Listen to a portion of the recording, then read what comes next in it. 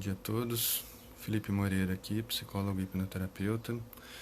Eu havia começado a minha live agora há pouco, mas eu tive um problema técnico aqui. A minha conexão, eu acho que ela caiu, por isso que o meu Instagram estava estranho, estava instável. Então, peço desculpa se alguém para quem estava acompanhando. Ele me mostrava que tinha gente online, mas não aparecia para mim, eu não estava recebendo nenhuma mensagem. Então, peço desculpas aí, eu vou retomar rapidamente. Vou retomar rapidamente um pouco do que eu falei. A gente está falando hoje sobre a psicologia do envelhecimento, tá? Um pouco da psicologia do desenvolvimento, que é aquela psicologia que fala da transição entre as diferentes faixas etárias, desde a infância, passando pela adolescência, idade adulta, até o envelhecimento, até a velhice propriamente. A velhice é uma fase onde eu não vou me estender muito, porque eu já falei dela na live passada. Quem não assistiu, está no YouTube, está no Instagram. Só procura lá, Psicologia do Envelhecimento, vocês vão assistir. Uma live bem legal, bastante gente me mandou mensagens, me pediu uma continuação, que me trouxe até essa live aqui. Tá? Quem tiver ideias, quem tiver dicas de temas que queira trabalhar, manda pra mim, manda nos comentários, manda no direct, que eu vou trabalhar em cima disso daí. Se for um tema que eu ainda não tenha trabalhado, tá? Eu vou ter um prazer enorme de fazer uma live para vocês. Então eu falei da psicologia pré-natal, que hoje em dia sabe-se que a criança tem um grau de percepção dentro da barriga da mãe, ainda em formação.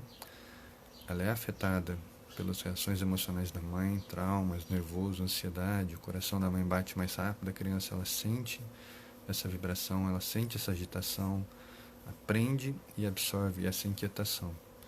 E é muito comum crianças nascerem e lembrarem de sensações que eram da mãe por conta disso.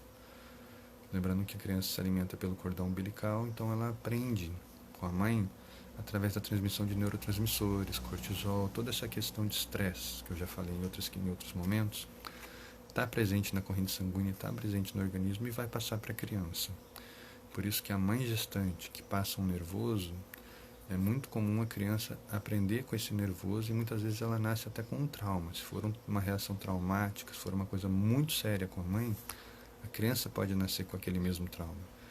Não é que ela vai ter aquilo para o resto da vida, mas ela vai ter que trabalhar aquilo de uma certa maneira. E aí vai entrar a psicologia, tá bom? Então, nessa fase, sabe-se que que a criança guarda percepções instintivas, percepções emocionais, como eu falei, e reações da mãe. Depois chegamos na primeira infância, vai mais ou menos de 0 a 3 anos. A criança ela começa a desenvolver os sentidos, né? Mesmo nas primeiras semanas, nos 0 aninhos, ela já começa a desenvolver o sentido do paladar, o sentido do tato, ela começa a ver, ela começa a sentir cheiros, ela começa a reagir a tudo isso. Então são os sentidos se desenvolvendo e aprendendo aí, tá? Nesse período também a criança ela começa a trabalhar símbolos, ela começa a dar nomes para as coisas, ela começa a ter reações, né? As pessoas, as coisas, os momentos, ela começa a ter preferências, ela começa a ter lembranças de coisas que ela tem passado, coisas que são agradáveis, coisas que ela gosta, ela começa a aprender com isso. Tem crianças que pegam afinidades a certas pessoas, tem crianças que pegam afinidades a certos sons, certas músicas, né? Vem muito desse período aí, de hábitos dos pais, que a criança ela vai aprendendo da maneira dela. Não é que nem um adulto que tem aquela memória que parece um filminho passando na cabeça. A criança lembra por instinto, ela lembra por emoções. Lembra por algo que faz bem, então ela gosta daquilo. Lembra por algo que assusta, que faz mal, então ela não gosta daquilo. É assim que funciona o aprendizado da criança. E nessa idade ainda é quando ela começa a ter as primeiras formações de memória, os primeiros traumas e os primeiros aprendizados, os primeiros reforços dentro da cognição dela. E ela forma o vínculo com os pais ou cuidadores nesse período, quando ela começa a reconhecer a figura de segurança. Aquela pessoa que está sempre perto, aquela pessoa que está sempre cuidando, aquela pessoa que sempre vai estar lá para ela. Tá? E por isso que é muito importante nesse período a atenção dos pais, a proximidade, o ensino, ensinar a tocar, ensinar a beijar, ensinar a fazer carinho, dar carinho para a criança, porque é através desse aprendizado que ela vai aprender a devolver isso. tá? Ela forma esse vínculo muito forte. Então, se nessa fase a criança passa por muita dificuldade, passa por muita dureza, é natural que ela tenha uma série de dificuldades de lidar com as emoções, lidar com os afetos mais para frente. Por outro lado, se ela é acolhida, se ela tem um lar tranquilo, se ela vive num ambiente equilibrado, os pais são tranquilos, são equilibrados, é muito comum pais de primeira viagem também buscar terapia. Eu recomendo. Vai ser pai, descobriu que está grávida, que o casal vai ter o primeiro filho, faz um acompanhamento. É sempre bom esse tipo de orientação, não só o pré-natal, que é muito importante, como uma orientação psicológica, pelo aprendizado e pelo bem-estar dessa criança na primeira fase em diante da vida, tá bom? Então, nesse período de 0 a 3 anos, a criança começa a se perceber. Então ela começa a olhar para ela, saber que é ela, reconhecer o próprio corpo, reconhecer os próprios limites. Se você colocar a criança de um espelho, ela reconhece como sendo ela, ela começa a perceber. Nas primeiras fases, quando ela é muito nova, ela vai interagir como se fosse outra criança. Ela vai rir, ela vai brincar, ela vai querer dar o brinquedo para o outro pegar. Vai ficar confusa que o outro não pega o brinquedo. Se ela soltar o brinquedo cai, ela olha meio estranha para aquele brinquedo, olha para o outro como se o outro tivesse recusado, até que ela aprenda que aquela é ela. Então, se ela soltar o brinquedo, o outro também vai soltar. Ela entende que ela está se vendo. Por isso que a gente fala da fase do eu, fase da autopercepção, da autoconsciência. E ela começa a ter, portanto, curiosidade também por outras crianças, porque ela percebe que a reação dos outros é diferente da dela. Então, assim, se ela faz um movimento de esticar o chocalhinho pro espelho, o espelho vai fazer o movimento de esticar o chocalhinho para ela. Se ela faz o movimento de esticar o chocalhinho para o amiguinho e o amiguinho pegar o chocalho, ela vai entender que agora ela não está mais com o chocalho está na mão do amiguinho. Então ela vai começar a ter curiosidade, ela vai começar a se divertir com essa ideia de eu e o outro. Chegamos daí à segunda infância, que é mais ou menos dos 3 anos até os 6 anos. As principais mudanças é que o corpo dá uma crescidinha, fica um pouco mais esguio, perde um pouco aquele corpinho redondinho, gordinho de criança, aquela coisa fofa que a gente quer morder, quer apertar. Tá? Ele dá uma esticadinha, começa a ficar mais proporcional à questão do adulto, né? O braço dá uma esticada, a perna se desenvolve, porque já está andando, já está fazendo arte, já está correndo pela casa, né? Então o corpo começa a tomar as proporções devidas do desenvolvimento maduro. Entendeu? Não é que obviamente vai virar o corpo de um adulto, mas você começa a ver a proporção do corpo, braço, perna, tronco, barriga, costas, pescoço. É muito importante para a criança nessa idade os exercícios de psicomotricidade. Brincar de correr, brincar de pular corda, pular amarelinha, são exercícios que vão treinar a coordenação motora, vão treinar a autopercepção e vão exercitar essas musculaturas de apoio, que fortalecem o corpo, ajudam na parte cardiorrespiratória e melhoram na qualidade de vida da criança. Tá? Nesse período, se a criança lá atrás, como eu falei, carrega um trauma, carrega alguma sensação ruim com relação ao nascimento, com relação à mãe, algum trauma pertencente à mãe, ela começa a aprender a verbalizar. Então é a fase onde aparece muito o terror noturno na criança, muito medo de dormir, muito pesadelo, pode ter um pouco de enurese noturna, é muito comum de acontecer. São velhos medos alcançando o desenvolvimento cognitivo. As memórias vão ficando cada vez mais presentes, a criança começa a perceber que ela tem lembranças, ela começa a perceber que ela sonha, que até então ela reage. Ela pode até sonhar a criança, mas ela vai acordar assustada ou vai acordar alegre, mas não é capaz de falar, nossa, eu sonhei, tive um sonho. Ela não tem essa percepção. É nesse período da segunda infância onde ela começa a perceber que ela sonhou, que ela viu alguma coisa. Ela pode não falar, eu sonhei, ela vai falar, eu vi isso. Ah, quando que você viu? Quando eu estava dormindo. Você entende aí que ela está falando de um sonho, que ela está relatando uma experiência dela. Tá? Nesse período a criança desenvolve também um pensamento egocêntrico, que muitos pais erroneamente veem como um problema. Não é um problema a criança desenvolver um pouco de egocentrismo, ela tem que aprender a se defender, ela tem que se aprender a ser ela mesma. Tem que aprender a se reconhecer, tem que aprender a reconhecer o próprio potencial. Ela começa a entender o ponto de vista dos outros e desenvolver assim a empatia. Só que primeiro ela tem que pensar nela. Então, primeiro ela vai pensar nas vontades dela, primeiro ela vai pensar nela. Ela passa por uma fase que a gente fala de egoísta.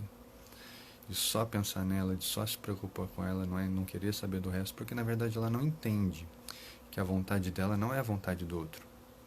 Ela acha que todo mundo pensa igual, é uma completa combinação de identificações. Como diria Jung, a criança ela nasce identificada com o meio, com a família e com os amigos, e com todos aqueles que convivem.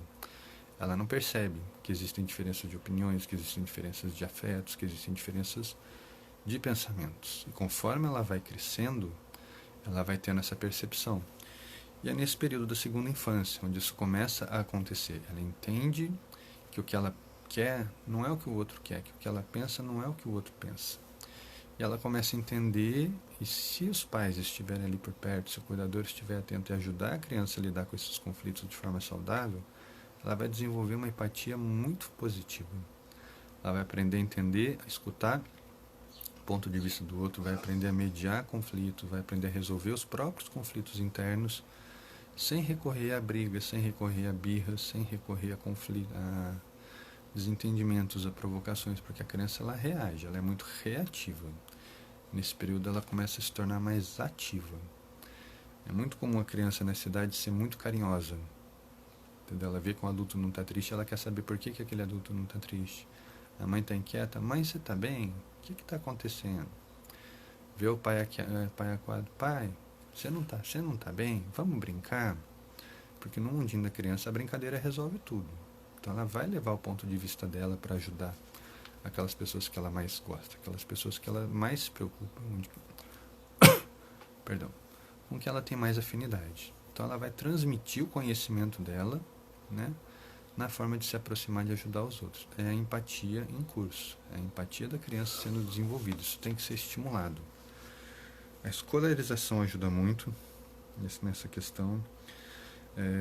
A socialização, conviver com outras crianças, se aproximar de outras crianças, para que haja esse estímulo, para que a criança seja exposta a diferenças, para que ela veja muitas diferenças além da dela e entenda que o mundo não é ela, que o mundo é um coletivo e ela está inserida, ela é parte desse mundo aí. E nessa idade também, 3 a 6 anos, começa a se desenvolver na criança uma identificação de gênero.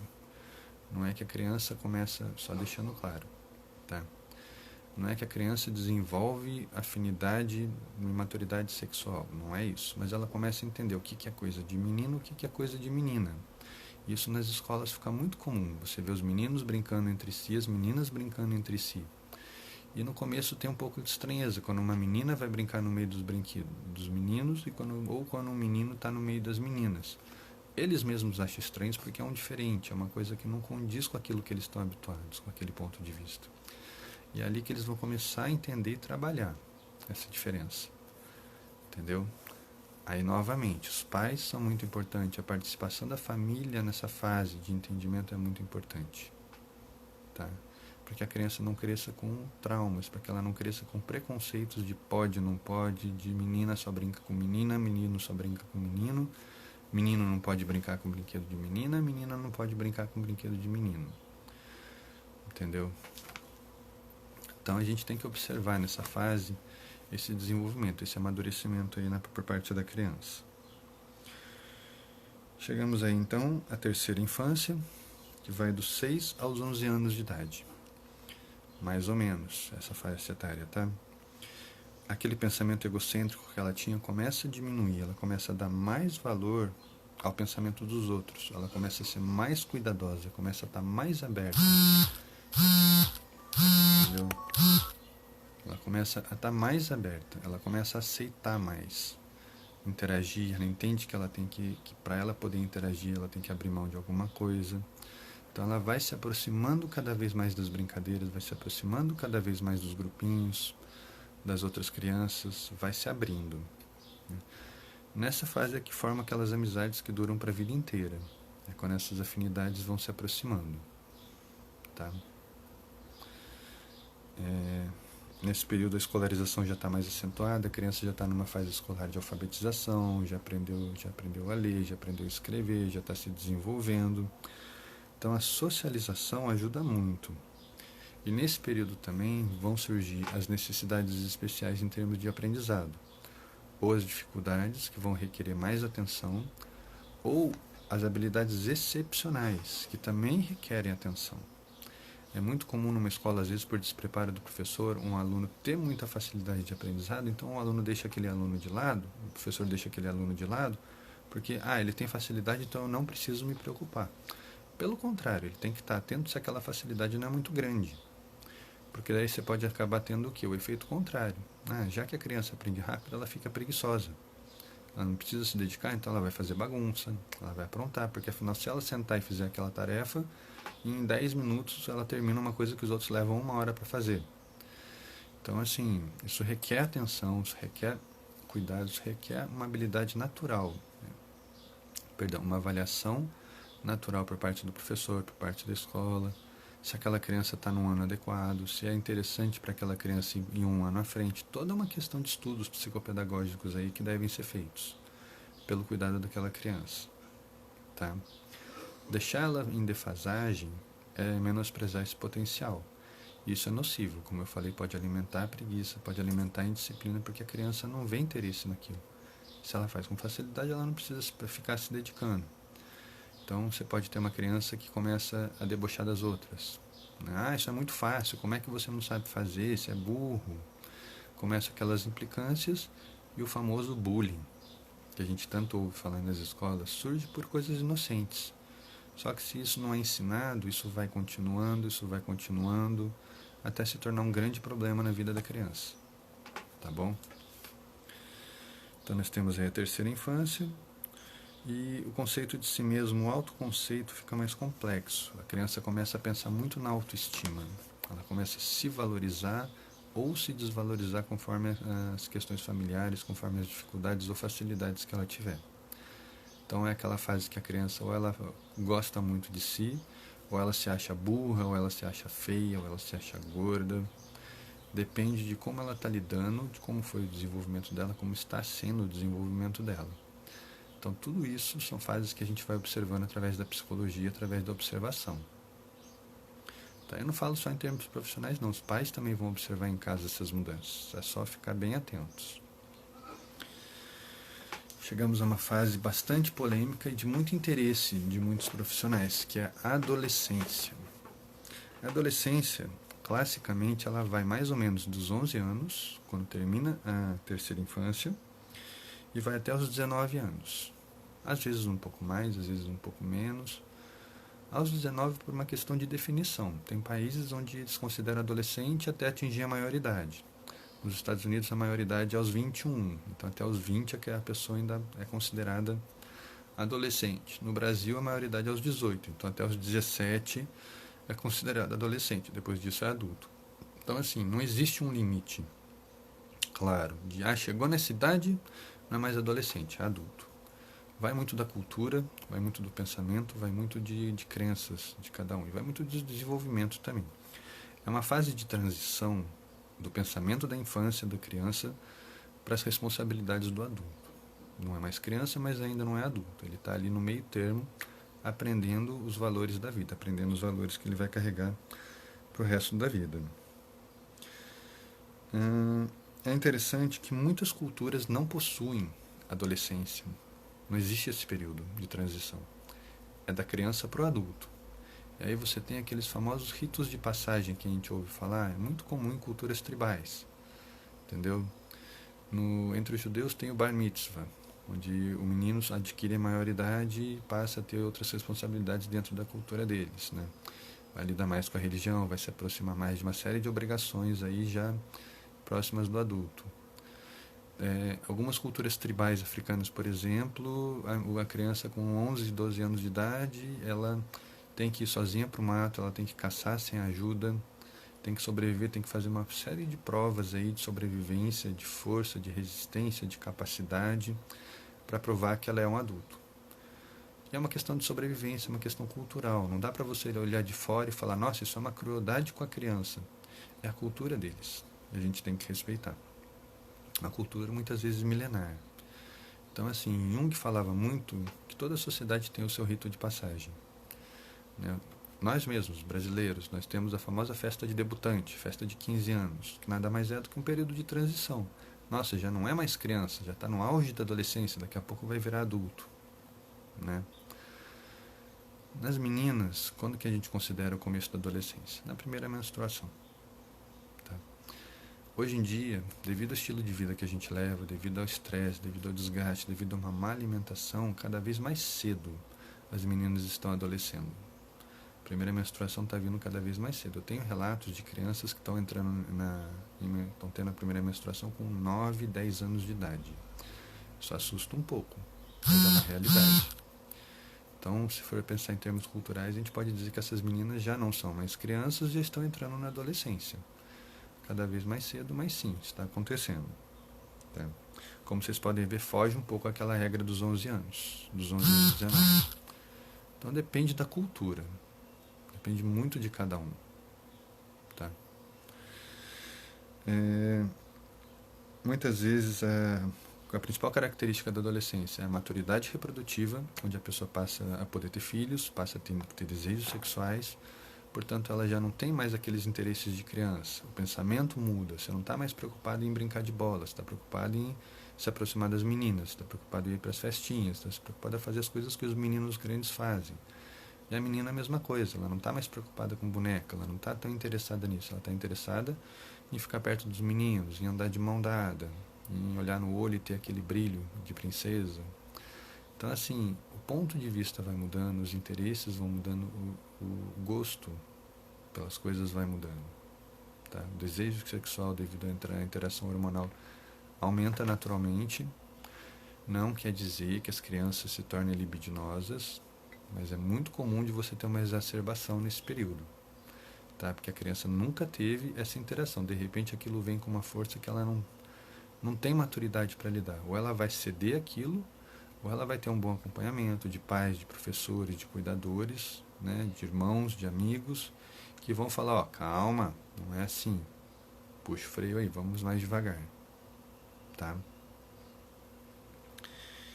E pode acontecer também o contrário, pensamentos imaturos persistir. A pessoa passa da adolescência, mas ela continua pensando como criança. Daqui a pouco ela vai virar o adulto, mas vai continuar pensando como adolescente. Não é que necessariamente ela tem um retardo no desenvolvimento, é simplesmente porque o amadurecimento emocional dela, por uma série de questões, pode estar defasado. Seja por traumas, seja por um mau desenvolvimento, seja por pouca estimulação. Tá? Mas pode acontecer dela viver sempre uma fase atrás, por assim dizer. E o próximo período da vida é a vida adulta. Começa ali, seguindo a nossa cronologia, dos 20 anos e vai até os 40. Nesse período, o auge do físico, da saúde, da resistência, da capacidade, a gente chega no pico do nosso desenvolvimento. Dali para frente, é ladeira abaixo. Quem passa dos 40 já começa a ter umas bandeirinhas amarelas levantando aí para ficar alerta. Em termos de saúde, em termos de cuidado, né? O pensamento e o julgamento moral nessa fase são muito importantes. A pessoa começa a buscar causas, ela começa a tentar ter aquelas críticas de quem ela é, qual é o papel dela na comunidade, na sociedade, o que ela está construindo. Muita cobrança em termos de trabalho, em termos de vocação, né? É muito comum uma pessoa nessa idade ter muita influência dos pais.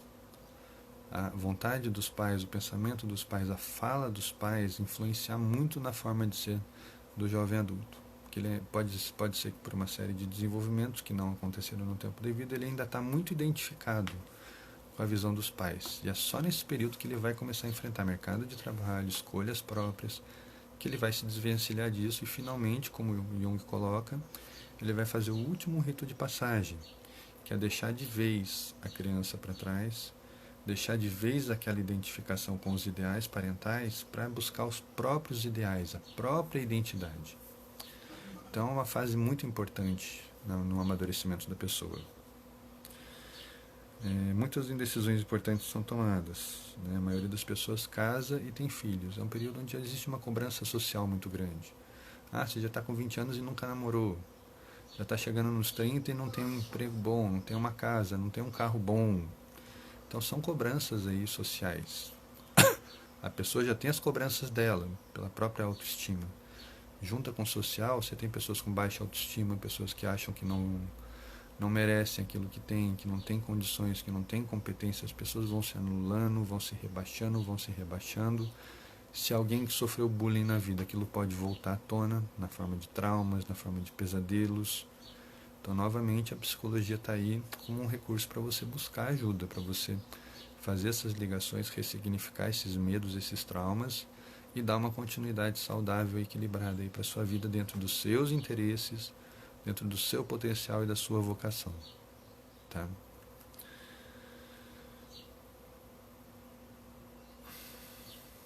Algumas culturas, o adulto não é necessariamente quando ele atinge uma certa idade.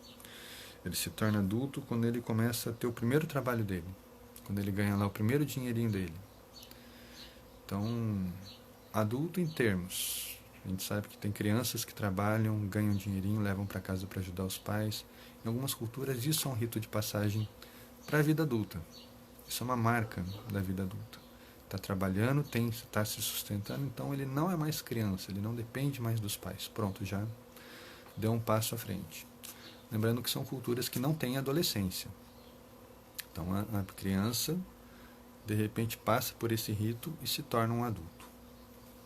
Nessas visões.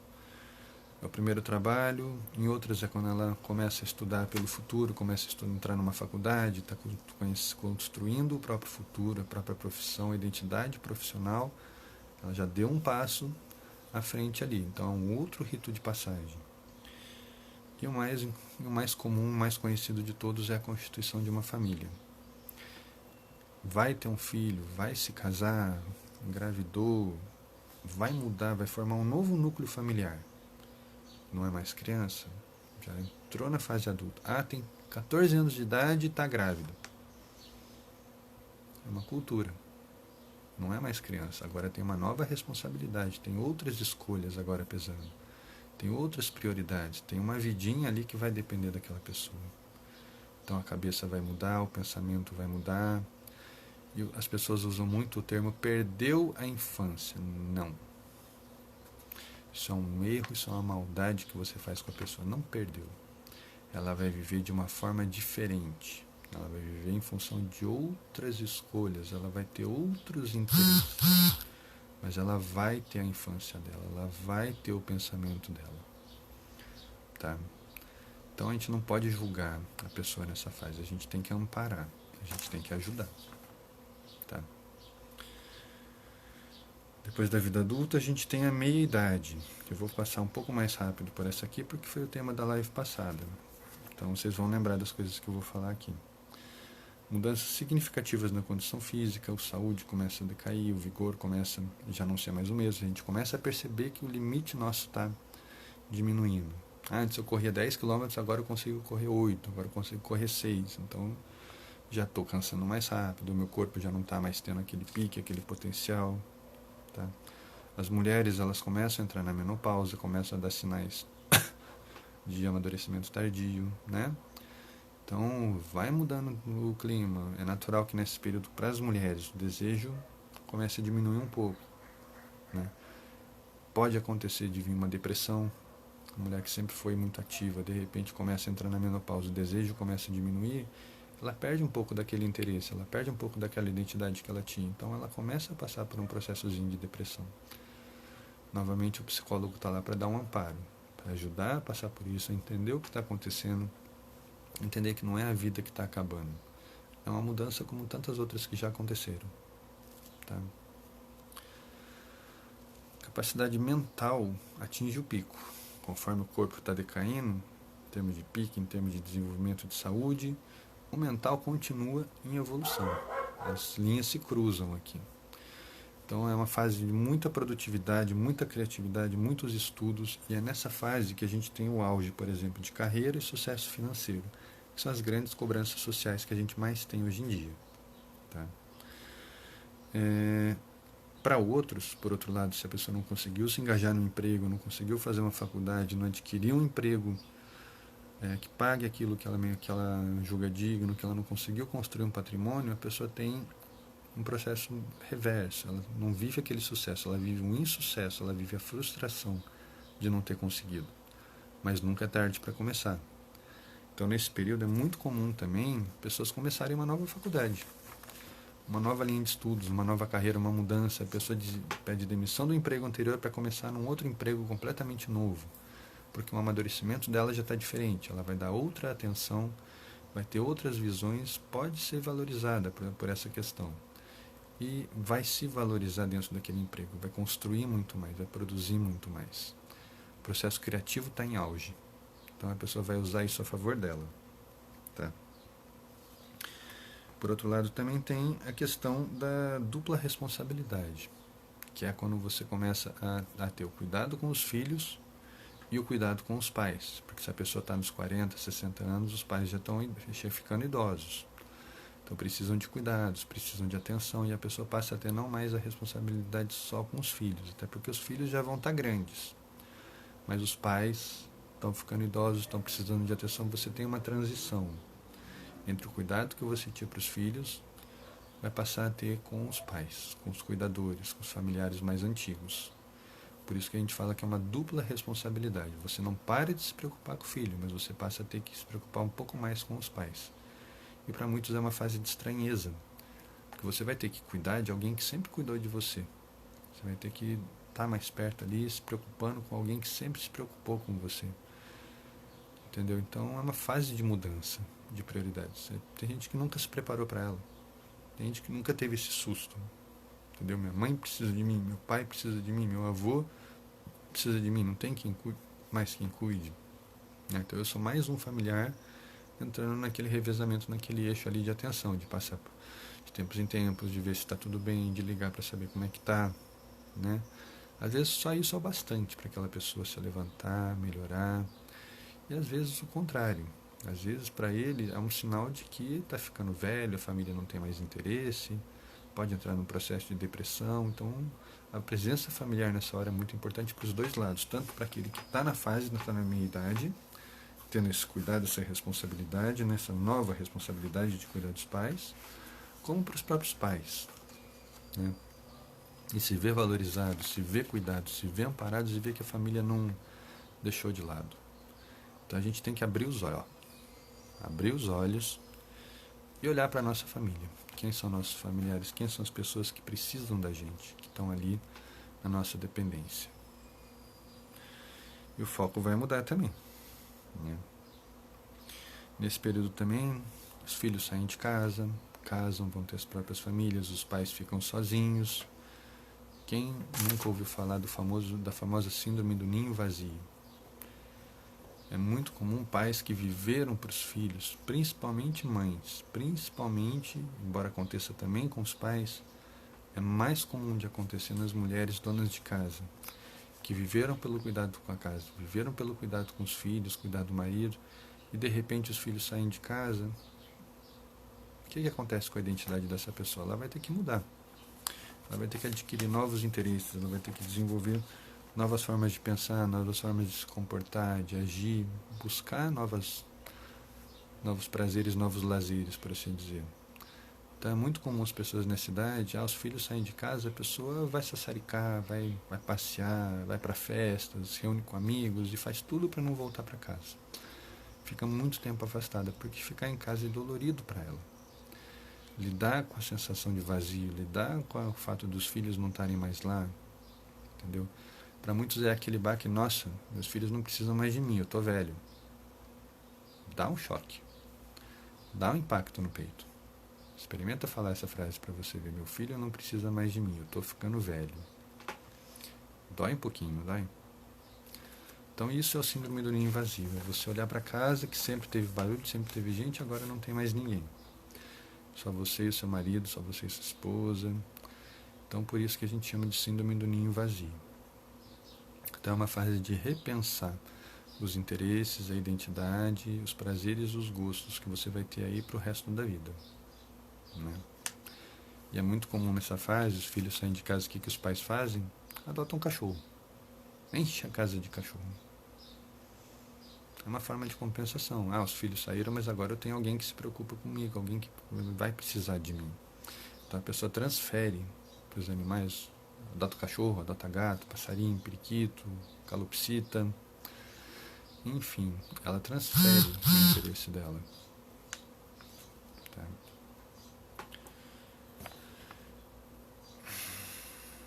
Falamos da meia-idade. E a terceira idade, eu vou falar rapidamente, como eu falei, foi o tema da live anterior. A saúde já não é mais a mesma, né? Os reflexos da pessoa estão mais lentos, ela começa a viver aquela questão da identidade dela, de deixar de ser quem ela era. Sempre foi ativa, não consegue mais ser ativa, então ela começa a sentir que ela está se perdendo.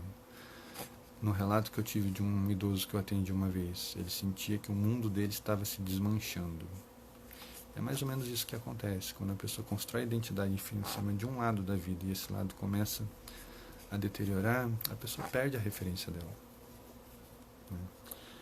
Inteligência e memória podem se deteriorar pelas questões de idade, pela questão da depressão, pela questão da demência, pela questão de uma série de doenças características aí da idade avançada. Porém, para muitos, é quando vem a aposentadoria. E a aposentadoria abre caminho para novas maneiras de se divertir, de aproveitar a vida, e por isso que a gente tem a melhor idade. O que é a melhor idade? É um período onde você não tem preocupações, os filhos estão grandes, não precisam mais de vocês, entendeu? Então vocês podem fazer o que vocês quiserem. Você tem lá seu dinheirinho, vai viajar, vai passear. Quer trocar os móveis da casa? Troca os móveis da casa, deixa a casa do seu jeito. O quarto do filho de casa lá, que o filho já não vai mais visitar, desmancha, dá fim naqueles móveis, faz um estúdio, faz uma sala de artesanato, faz algo para o seu interesse. Então assim, a pessoa começa a investir nela. Ela lembra que ela pode olhar para ela, que ela pode cuidar dela mesma. Por isso que a gente fala que é a melhor idade, é a fase onde a pessoa mais se valoriza. Certo? E esses foram os oito estágios aí do desenvolvimento, desde a infância, desde a barriguinha da mãe, até o idosinho que a gente tem hoje em dia em casa, aquele fofinho que a gente cuida, que a gente vai visitar. Então, como vocês podem ver, a psicologia está presente de formas diferentes em todas as fases da idade. Eu vou fazer uma recomendação de livros para vocês que estão lidando com crianças, estão lidando com idosos ou estão entrando na meia-idade, estão começando a ter os cabelinhos brancos assim, que te lembram que você já não é mais tão novo. Tem um livro muito bom de uma autora chamada Helen B. Helen com H. Helen B. B de abelha mesmo em inglês. B-E-E. Chama O Ciclo Vital. Não é um livro muito fácil de achar, mas é um livro muito bom de referência para você trabalhar desde a questão da psicologia na infância até a idade adulta. E ela é muito boa. Ela foi o meu livro de referência na faculdade e até hoje eu recorro a ele. Infelizmente eu não tenho mais, eu perdi uma caixa de livros, quase chorei numa mudança. Mas é um livro de referência para mim até hoje, em termos de ciclo vital, em termos dessas transições. Tá? É uma autora que eu gosto, como eu falei, tem gente que vai ter outros interesses. Jung tem livros muito bons, quando ele fala do desenvolvimento humano. Freud vai ter leituras muito boas, Melanie Klein vai ter leituras muito boas. Então, busca ali a sua referência. O que você está querendo entender? É o desenvolvimento? São os conflitos? Busca ali a sua questão. Tá? A gente ainda tem uns minutinhos aí, como a live teve um problema e eu recomecei, a gente demorou em uns minutinhos, eu vou falar um pouquinho das linhas teóricas da psicologia que tratam diretamente da questão do desenvolvimento. A primeira delas, a mais antiga, é a Gestalt. Todo mundo já ouviu falar esse termo. A Gestalt é a terapia focada no momento. Então, o passado não importa, os traumas não importam, importa o que eles fizeram com você até o dia de hoje. Então você vai do seu hoje olhar para frente. Você vai a partir de hoje escolher o que você vai deixar para trás e o que você vai desenvolver e continuar levando para a sua vida. Fala que o desenvolvimento é muito baseado na estrutura biológica, que a gente nasce com aquela carga genética, nasce com aqueles interesses, com aquele potencial de amadurecimento, e ao longo da vida a gente vai desenvolver ou não esses potenciais através da nossa vida e do nosso estilo de vida. Tá? Essa foi a primeira linha teórica a tratar do desenvolvimento. Porém, hoje em dia sabe-se que a pessoa não vive só do natural. Não é porque ela tem um potencial que ela só vai desenvolver aquele, ela pode ir além. Então, ela pode desenvolver outros processos cognitivos, ela pode se desenvolver em áreas que não são naturais. Né? Por exemplo, filho de médicos vai ser médico. Não necessariamente, o cara pode ser um advogado, pode ser um engenheiro, pode ser um professor, pode ser um físico, pode não ser nada, pode ser um músico. Né? Então sabe-se que o interesse pessoal existe, mas não contrariando a Gestalt, é uma complementação do ponto de vista.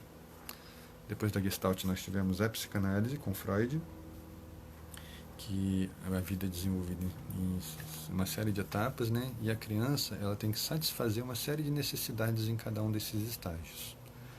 Então, o desenvolvimento ele enfatiza os impulsos inconscientes e os seus efeitos na personalidade da pessoa. É lidar com o desejo, é lidar com as dificuldades de aceitar ou de lidar com os desejos e com os tabus, e como cada fase da idade vai lidando com isso.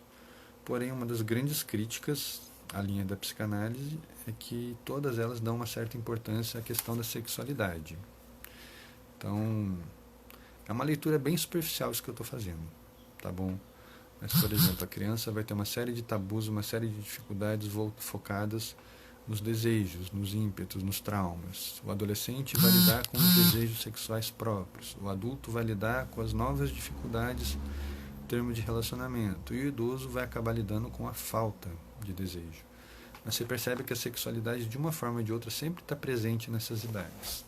Então, assim, é uma característica da psicanálise, porém, ao mesmo tempo, é uma das críticas que alguns autores fazem à psicanálise freudiana. Lembrando que há outros psicanalistas, como o meu querido Jung. Tá? Gosto muito dele. Depois nós tivemos o behaviorismo, que fala que tudo aquilo que acontece que você não possa observar, ou seja, mundo interno, pensamento, não deve ser levado em conta no estudo da personalidade, portanto, não deve ser levado em conta como parte da psicologia. E que a psicologia ela tem que se concentrar... A psicologia ela tem que se concentrar naquilo que você pode observar, que são as reações da pessoa, são os reflexos das pessoas, como ela reage ao ambiente. Então, por exemplo, a pessoa está, em termos de laboratório, a pessoa está numa sala, entra um cachorro bravo, a pessoa se assusta e sobe na mesa. A psicologia vai dizer o quê? Que ela teve uma reação instintiva ao medo da presença daquele animal e se refugiou em cima da mesa. Não interessa se foi medo, não interessa se foi afinidade. Por outro lado, se entrou um cachorro na sala e a pessoa foi fazer carinho no cachorro, a pessoa repudia os reflexos de autoproteção e enfrenta a dificuldade. Vocês percebem que é uma leitura bem focada no que é observável, não está levando em conta o mundo interno da pessoa. Está uma outra linha de pensamento. Tá? Lembrando que a gente tem a Gestalt, que é a genética, que fala da origem das nossas características, a psicanálise, que fala dos impulsos sexuais em cada uma das etapas, o behaviorismo, que fala do comportamento que a gente pode observar, tá? Vygotsky e Piaget, para a gente fechar aqui. São os grandes nomes quando a gente fala de psicologia do desenvolvimento. Eles fundaram uma linha chamada construtivismo, que falam que cada fase do desenvolvimento tem como objetivo a construção de mundo, a construção de um saber, de um ponto de vista. E que toda a vida da pessoa é norteada nessa construção e no que ela vai ser. Então a pessoa constrói, a criança constrói o aprendizado. Você dá o livro na mão dela, ela vai ler ou não, mas é ela quem vai determinar o tempo de aprendizado, tempo de estudo. E aí é o ponto onde Vygotsky e Piaget vão divergir, e que muitos professores hoje em dia têm preferência por um ou por outro. Existem linhas da pedagogia, do ensino, que falam que você tem que deixar a criança fazer tudo no tempo dela. Você deu o livro na mão dela, ela vai decidir quando ela vai ler, quando ela vai fazer as atividades. Você não tem uma pressão, você não tem um impulso, por assim dizer, que fale para essa criança, olha, você tem um prazo para fazer isso, você tem um tempo para executar essa tarefa. Não, está na mão dela, ela vai marcar o tempo dela. Isso é Piaget. Vygotsky, por outro lado, ele fala da importância do social, do coletivo, do cultural, que a cultura interfere na forma de aprendizado, na forma de saber. É como eu falei, a cultura de algumas sociedades vai determinar como é a infância, como é a transição da infância para a fase do adulto, se existe uma adolescência entre elas ou não. Mas o social é muito importante. Mesmo que você seja de uma cultura de fora, mas cresça dentro da cultura deles, você vai passar pelas mesmas regras, pelos mesmos aprendizados. Então, para Vygotsky, você dá o livro na mão da criança, mas você vai lembrá-la. Você tem até amanhã para ler tal capítulo. E amanhã a gente vai conversar sobre esse capítulo. Ah, a criança não leu. Aí você tem linhas da pedagogia que vão ser mais punitivas e vai ter linhas da pedagogia que vão falar, então agora você vai sentar e vai ler esse capítulo. Nós vamos ler juntos. Então, assim, você vai sempre o social impondo uma limitação no processo de aprendizado. Você tem o natural, você tem o tempo da criança, você tem o tempo da pessoa que está no desenvolvimento. Mas o social está determinando em quanto tempo aquilo tem que acontecer. É que nem essas etapas, que nem essas idades que a gente conversou aqui. Entendeu? Que nem essas etapas aqui de idade. De 0 aos 3, dos 3 aos 6, dos 6 aos 11, dos 11 aos 20, dos 20 aos 40, dos 40 aos 65 e em diante. Né? Então, assim, não é que a pessoa, por exemplo, está vivendo conflitos da adolescência com 30 anos de idade. Entendeu? Está atrasada? Está atrasada. Vamos entender por que ela está atrasada. Será que é falta de limites? Será que é falta de cobrança? Ou será que ela foi tão cobrada que na adolescência que ela não conseguiu viver os fatores da adolescência? Por isso que eles estão aparecendo mais tarde. Vocês percebem que é bem subjetiva essa leitura? Está muito voltada para o... A gente tem que olhar para muitas questões além da pessoa. Não adianta você olhar para a criança tentando entender o desenvolvimento dela. Ah, a criança é imatura, a criança ela não consegue segurar o brinquedo, ela tem um atraso no desenvolvimento. Mas será que é dela esse atraso? Ou será que ela não está sendo estimulada? Que o pai não pega o brinquedo, põe na mão dela, toma filhinho. Para estimular a criança a pegar, fazer aquele movimento de pinça que nos caracteriza como seres humanos. Né? Então, assim, se a criança não for estimulada, ela não vai desenvolver. Os cuidadores, os pais são muito importantes nessa hora. De estar atentos a essa necessidade, de estar atentos a esse desenvolvimento. A criança está demonstrando interesse por alguma coisa. Vamos estimular esse interesse, vamos ver até onde ele vai. Vamos entender o interesse dessa criança. Isso tudo está envolvido no processo do desenvolvimento. Isso tudo tem a ver com a psicologia de cada fase. O que é esperado da criança na primeira idade, o que é esperado da criança pré-adolescente, o que é esperado do adolescente, o que é esperado do adulto, o que a sociedade espera da pessoa que está na meia-idade. Ah, o conflito de meia-idade, a famosa crise dos 40. Será que é socialmente que ele existe ou é uma coisa pessoal? Será que ele realmente existe dentro da gente? Qual é a sua opinião sobre isso? Eu estou com 42, eu já tive a minha crise dos 40. Falei, os cabelinhos brancos estão se multiplicando aqui. De vez em quando eu olho no espelho e penso, cadê o garotão que tinha aí? Né? Então a gente vive pequenos conflitos, a gente vive pequenas brincadeiras, pequenos traumas, por assim dizer, quando a gente vai se dando conta da idade.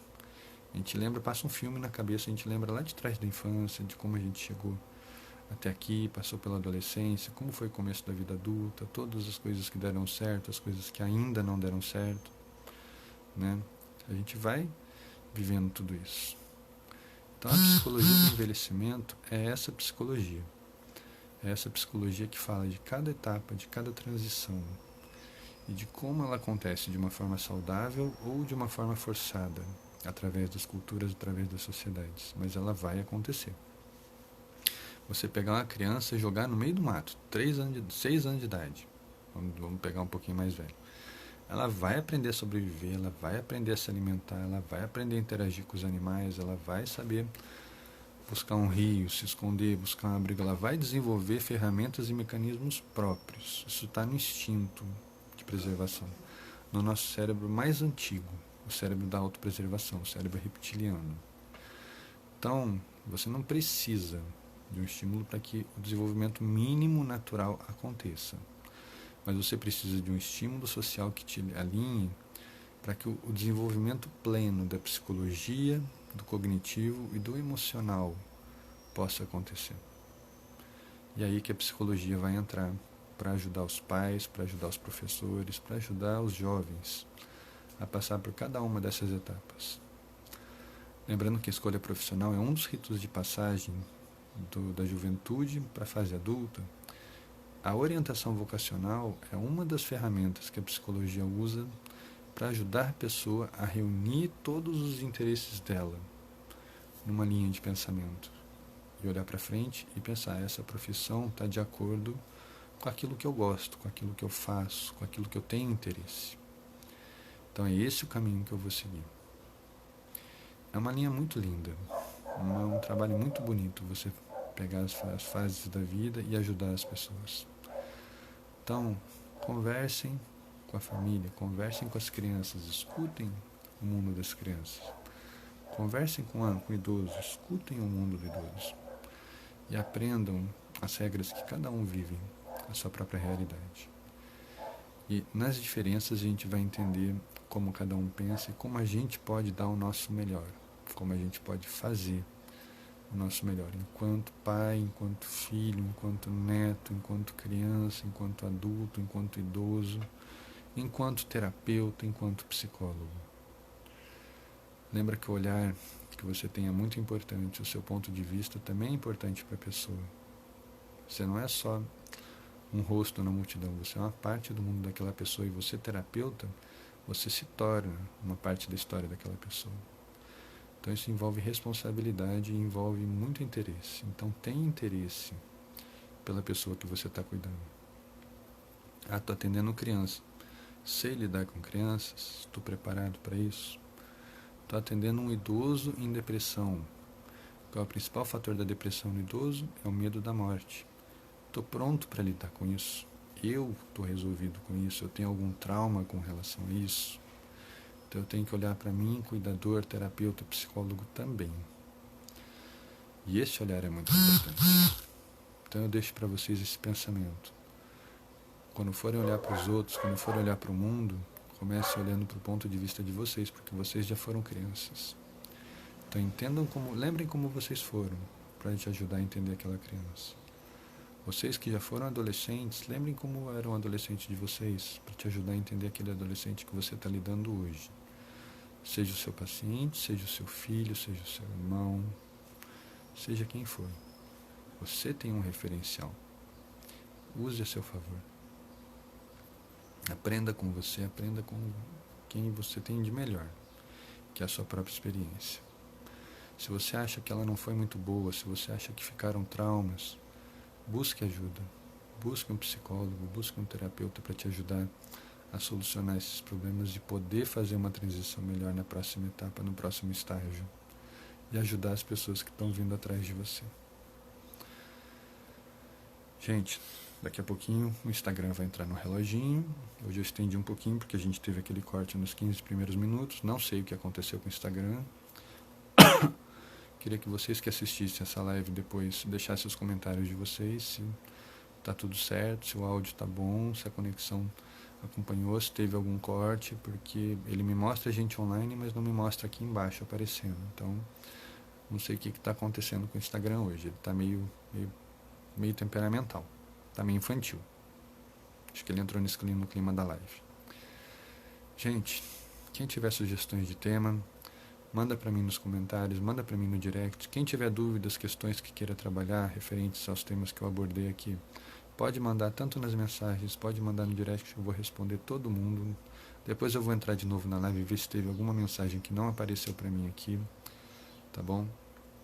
Deixo para vocês essas reflexões e essa sugestão de livro, Ellen B, O Ciclo Vital. Eu deixo por escrito depois aqui na descrição do vídeo, tá bom? Gente, muito obrigado. Uma ótima quarta-feira para todo mundo. E até semana que vem com mais uma live, edição número 41 da Terapia Matinal. Quem tiver ideias de temas, sugestões, estou aberto aí a gente conversar. Um grande abraço para todo mundo e uma boa semana.